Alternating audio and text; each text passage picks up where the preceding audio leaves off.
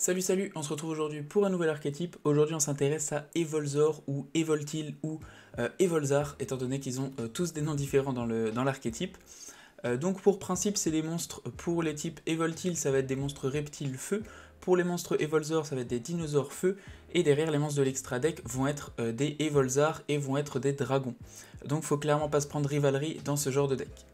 Aujourd'hui, ce qu'on va faire, c'est qu'on va s'intéresser un petit peu à toutes les cartes du coup qui sont jouées dans le main deck, qui sont bien exclusifs à cet archétype, et voir un petit peu ce qui est joué avec, comme par exemple un petit peu de dinosaures, etc.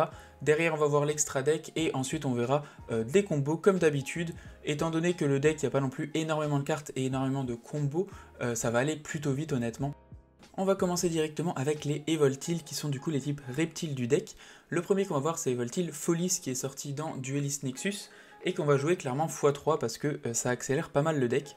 Au niveau de ses effets, le premier c'est que si on contrôle un monstre qui doit être détruit par battle ou un effet de carte, on va pouvoir sacrifier un monstre reptile ou dinosaure qu'on contrôle à la place. C'est pas un effet qui nous intéresse énormément mais ça peut toujours servir. On peut utiliser chacun de ces effets suivants qu'une seule fois par tour. Si cette carte est invoquée norme ou spé, derrière on va pouvoir invoquer spé un monstre Evoltil depuis notre main ou cimetière en position face down sur notre terrain, et durant la main phase on peut set une Evo Force ou une Evo Instant directement depuis notre deck. Donc ce qu'il y a d'intéressant avec ça, c'est que déjà il va invoquer par contre que des Evoltil et pas forcément les types dinosaures. Vous allez voir qu'il faut bien faire attention parce que des fois ils disent qu'on peut invoquer que des Evoltil, des fois on spé des Evolzor, des fois on nous dit qu'on peut aller chercher des monstres de type dinosaure, des fois on nous dit qu'il faut vraiment bien faire gaffe au deck parce que ça a l'air un peu libre, mais au final quand on fait attention à chaque carte, c'est pas si libre que ça honnêtement. Ce qui est intéressant avec Folie, c'est qu'elle nous permet aussi d'aller chercher du coup durant la main phase de nous set une Evo Force qu'on va aller chercher, qu'on va jouer x2, qui est une magie de l'archétype. Ce qu'elle fait Evo Force, on va pouvoir sacrifier un monstre Evoltil et invoquer spé un Evolzor depuis notre deck, et c'est bien traité comme une invocation spé par un effet d'un monstre Evoltil.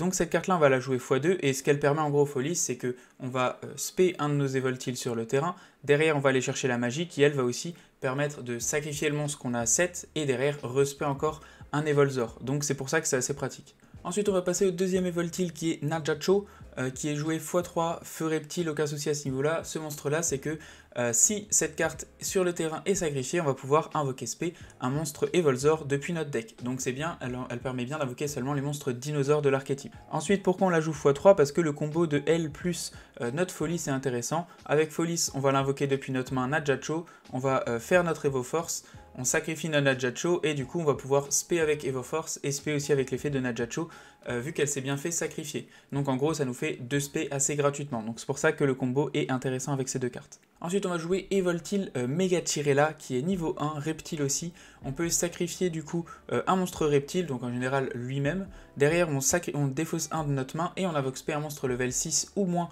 feu dinosaure depuis notre deck. Donc c'est là que je vous disais, il précise pas Evolzor, mais étant donné qu'il précise le type dinosaure, ça inclut ou les Evolzor, ou alors vous jouez d'autres monstres dinosaures dans le deck qui sont aussi invocables grâce à cet effet, s'ils sont bien feu dinosaure. Ensuite, deuxième effet, on peut bannir cette carte depuis notre cimetière et target un monstre dragon X6 qu'on contrôle. Et s'il n'a pas de matériel, seulement on va pouvoir attacher deux monstres, donc ou reptiles ou dinosaures depuis notre cimetière de noms différents en tant que matériel.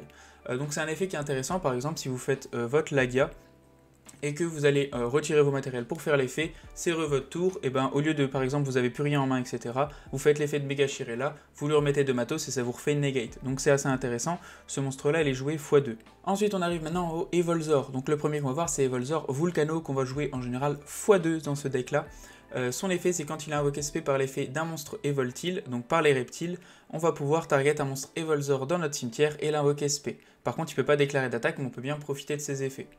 Il y a une synergie entre du coup notre Megachirella et notre Vulcano, parce que le principe c'est qu'on va envoyer Megachirella au cimetière en défaussant un monstre Evolzor, on spé notre Vulcano, et Vulcano nous permet d'invoquer spé le monstre Evolzor depuis notre cimetière. Donc c'est là que c'est intéressant aussi.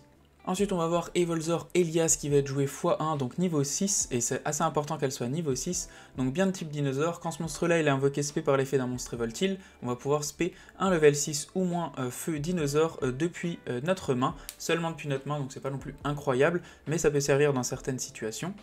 Et pour le dernier qu'on va voir au niveau des Evolzor, c'est Helios, donc celle-là elle est pardon x1, je sais plus si je l'ai dit. On va jouer Lios du coup qui est niveau 4 et qui est aussi arrivé dans Duelist Nexus. Pareil, c'est grâce à elle que le deck est vraiment jouable. Au niveau de ses effets, si cette carte elle invoque Norm ou Spé, on va pouvoir set une Evolutionary Bridge ou une Evo Singularity directement depuis notre deck. On va déjà s'intéresser à Evo Singularity, la piège de l'archétype, qu'on va jouer x2. Pourquoi? Parce que cette carte-là, déjà, si on la pioche, c'est archi intéressant aussi. On ira la chercher une fois avec notre monstre, mais si on la pioche, elle n'est pas limitée par tour, donc c'est super intéressant. Au niveau de son effet, on target un monstre Evoltil et un monstre Evolzor dans notre cimetière. On invoque spé un monstre Evolzar Xyz depuis notre extra deck, et si on le fait, on attache les monstres en tant que matériel Xyz. A noter qu'il n'y a pas besoin que ce soit des matériels Xyz cohérents avec le monstre. Par exemple, vous pouvez faire Singularity, invoquer votre Lars qui a besoin logiquement de 2 monstres niveau 6 avec 2 monstres niveau 2. On s'en fout, c'est pas précisé. Donc on peut bien passer par des monstres, tant qu'il y a un monstre Evolzor et un monstre Evoltil, on va pouvoir invoquer n'importe lequel de notre Evolzar depuis l'extra deck. Continuons du coup avec Lios au niveau de son second effet. Durant la main phase, si on contrôle ce monstre qui est invoqué Norm ou Spé par un effet de monstre feu, donc comme tout l'archétype est feu en général, il n'y a pas trop besoin de se poser de questions. Derrière, on va pouvoir envoyer un monstre feu, reptile ou dinosaure depuis notre deck au cimetière. Et derrière, on peut choisir 2 monstres sur le terrain qui vont devenir de son type et de son niveau, par rapport au monstre envoyé au cimetière. On peut utiliser chacun des effets de Lios qu'une seule fois par tour.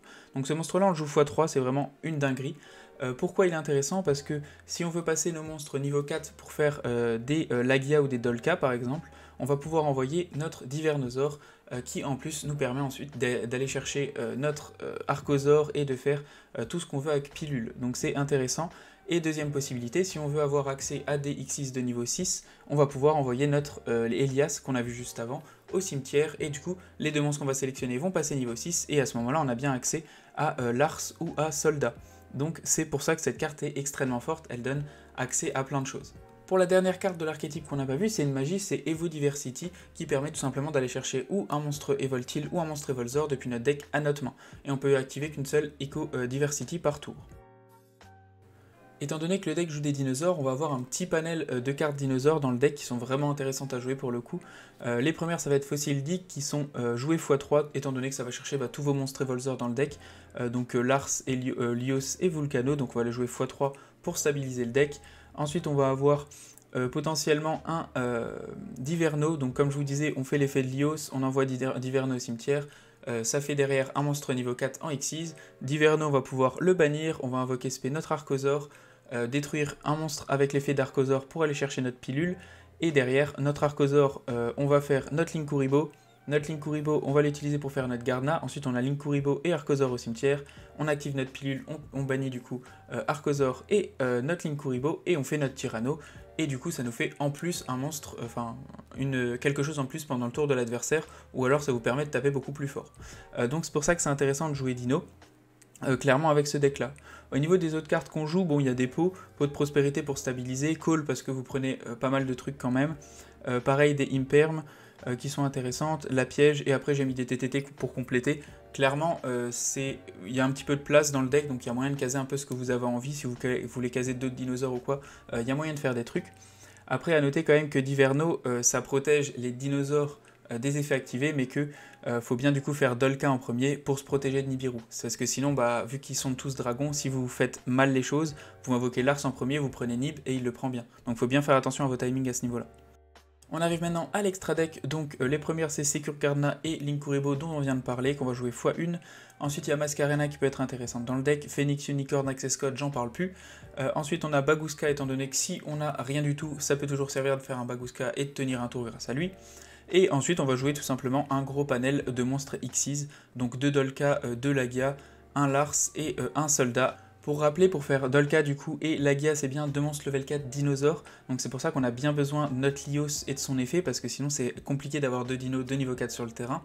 Et derrière ça nous donne accès à ces monstres là, donc Dolka qui n'est pas limité par tour, qui va pouvoir vous negate 2 effets de monstre chez l'adversaire, Lagia qui va pouvoir negate une fois, mais par contre un peu plus de choses, Lars possiblement qui va pouvoir negate 2 fois, et pareil pour Soldat qui va pouvoir negate les invocations.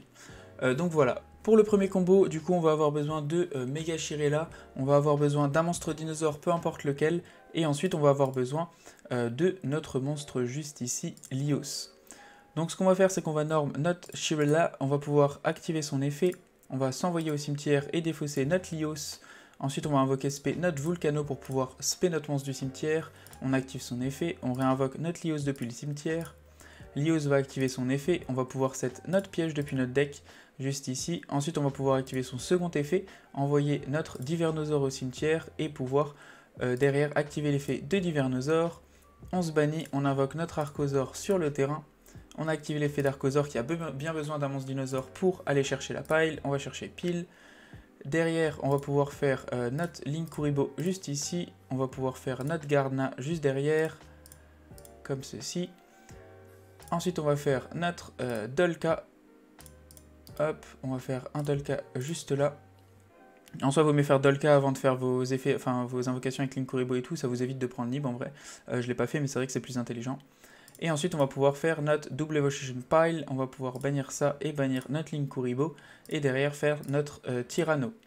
Et pendant le tour adverse, on va avoir la possibilité, bon, je ne set pas mes impairs, mais ce serait plus logique de les set, et pendant le tour adverse, on va pouvoir activer Singularity, et en utilisant notre machin dans le cimetière, Evoltil plus Elias, on va pouvoir faire n'importe laquelle d'entre eux, donc on va faire notre Lars en position d'attaque.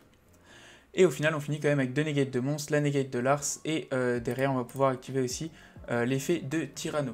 Donc voilà pour le premier combo qui est assez sympa, mais il y a quand même pas mal besoin de cartes, donc c'est pour ça que le deck n'est pas non plus extrêmement joué. Pour le second combo, c'est le combo où on a juste besoin de Mega Shirella qui permet quand même de faire des trucs sympas.